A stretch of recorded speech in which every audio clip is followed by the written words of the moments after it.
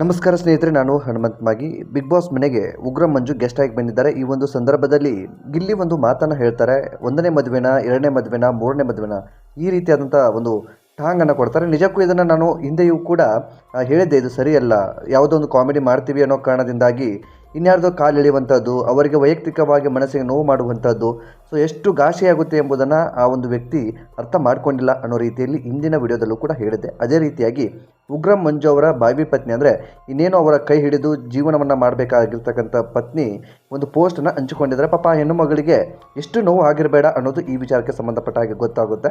So ಈ ವಿಷಯವನ್ನು ಒಂದಿಷ್ಟು ನಿಮಗೆ ಹೇಳಿಬಿಡ್ತೀನಿ. ಆ ಒಂದು ಪೋಸ್ಟಲ್ಲಿ ಏನಿದೆ, ಆ ವಿಚಾರಕ್ಕೆ ಸಂಬಂಧಪಟ್ಟ ಹಾಗೆ ಪೋಸ್ಟ್ನ ಯಾಕೆ ರೀಪೋಸ್ಟ್ ಮಾಡಿದ್ರು, ಈ ಕುರಿತಾಗಿ ಒಂದಿಷ್ಟು ವಿವರವನ್ನು ಗಮನಿಸ್ತಾ ಹೋಗೋಣ. ವಿಡಿಯೋನ ಕೊನೆವರೆಗೂ ನೋಡಲೇಬೇಕು. ಎಲ್ಲ ವಿಚಾರಕ್ಕೂ ಗಿಲ್ಲಿ ಅನ್ನೋದಕ್ಕೆ ಆಗೋದಿಲ್ಲ. ತಪ್ಪು ಮಾಡಿದಂಥ ಸಂದರ್ಭದಲ್ಲಿ ಅಥವಾ ಇನ್ನೇನೋ ಮಾಡಿದಂಥ ಸಂದರ್ಭದಲ್ಲಿ ಅವರ ಬಗ್ಗೆಯೂ ಕೂಡ ಮಾತನಾಡಬೇಕಾಗುತ್ತೆ.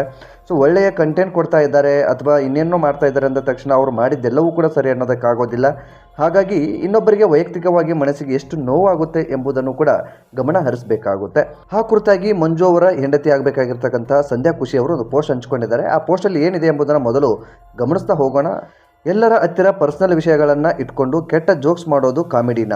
ಎಲ್ಲ ಶೋಗಳಲ್ಲೂ ಒಂದೊಂದು ಹುಡುಗಿನ ಬಲಿ ಕೊಟ್ಟು ಗೆಲ್ಲುವಂತಹ ಗಿಲ್ಲಿ ಬೇರೆಯವರಿಗೆ ಎಷ್ಟನೇದು ಅಂತ ಕೇಳ್ತಿದ್ದಾನಾ?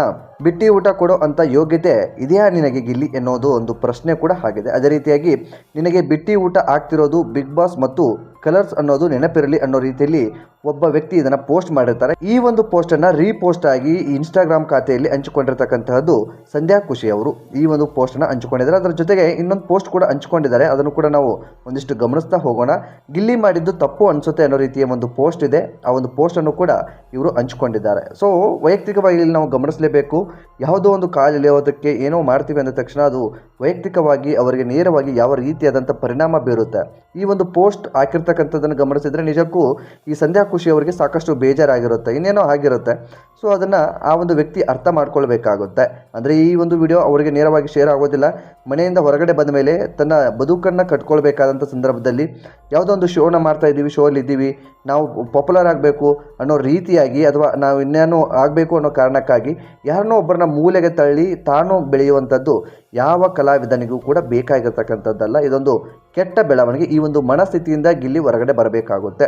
ಸೊ ನೀವು ಈ ವಿಡಿಯೋಗೂ ಹೋಗಿ ಕಮೆಂಟ್ ಮಾಡ್ಬೋದು, ಗಿಲ್ಲಿ ಅನ್ನೋ ರೀತಿಯಲ್ಲಿ ಕಮೆಂಟ್ಸ್ನ ಮಾಡಿ ಪ್ರೋತ್ಸಾಹ ನೀಡಿ. ಎಲ್ಲ ಕಲಾವಿದರಿಗೂ ಕೂಡ ಅಷ್ಟೇ ಒಂದು ಸಪೋರ್ಟ್ ಇರಲಿ. ಆದರೆ ತಪ್ಪು ಮಾಡಿದಂಥ ಸಂದರ್ಭದಲ್ಲಿ ತಿದ್ದಿ ಬುದ್ಧಿ ಹೇಳುವಂಥ ಸಾಮರ್ಥ್ಯ, ಶಕ್ತಿ ಮತ್ತು ಆ ಹಕ್ಕು ಎಲ್ಲರಲ್ಲಿಯೂ ಕೂಡ ಇದೆ. ನಾವೀಗ ಸಪೋರ್ಟ್ ಮಾಡ್ತೀವಿ ಎಂಬ ಒಂದು ಕಾರಣದಿಂದಾಗಿ ಸುಮ್ಮನೆ ಇರೋದಕ್ಕಾಗಲ್ಲ. ಅವರು ಮಾಡಿರ್ತಕ್ಕಂಥದ್ದು ಎಲ್ಲವೂ ಕೂಡ ಸರಿ ಅಂತ ಒಪ್ಕೊಳ್ಳೋದಕ್ಕಾಗಲ್ಲ. ತಪ್ಪು ಮಾಡಿದಂಥ ಸಂದರ್ಭದಲ್ಲಿ ತಿದ್ದಿ ಬುದ್ಧಿ ಹೇಳುವಂಥ ರೈಟ್ಸ್, ಅವರಿಗೆ ಸಪೋರ್ಟ್ ಮಾಡುವಂಥ ನಮ್ಮೆಲ್ಲರಿಗೂ ಕೂಡ ಇದೆ. ಸೊ ಈ ಒಂದು ವಿಚಾರದ ಬಗ್ಗೆ ನಿಮ್ಗೇನು ಅನಿಸುತ್ತೆ ಕಾಮೆಂಟ್ ಬಾಕ್ಸಲ್ಲಿ ಮೆನ್ಷನ್ ಮಾಡಿ. ಆದಷ್ಟು ಈ ವಿಡಿಯೋನ ನಿಮ್ಮ ಫ್ರೆಂಡ್ಸ್ಗೂ ಕೂಡ ಶೇರ್ ಮಾಡಿ. ಮತ್ತು ಮುಂದಿನ ವಿಡಿಯೋದಲ್ಲಿ ಸಿಗೋಣ. ನಮಸ್ಕಾರ.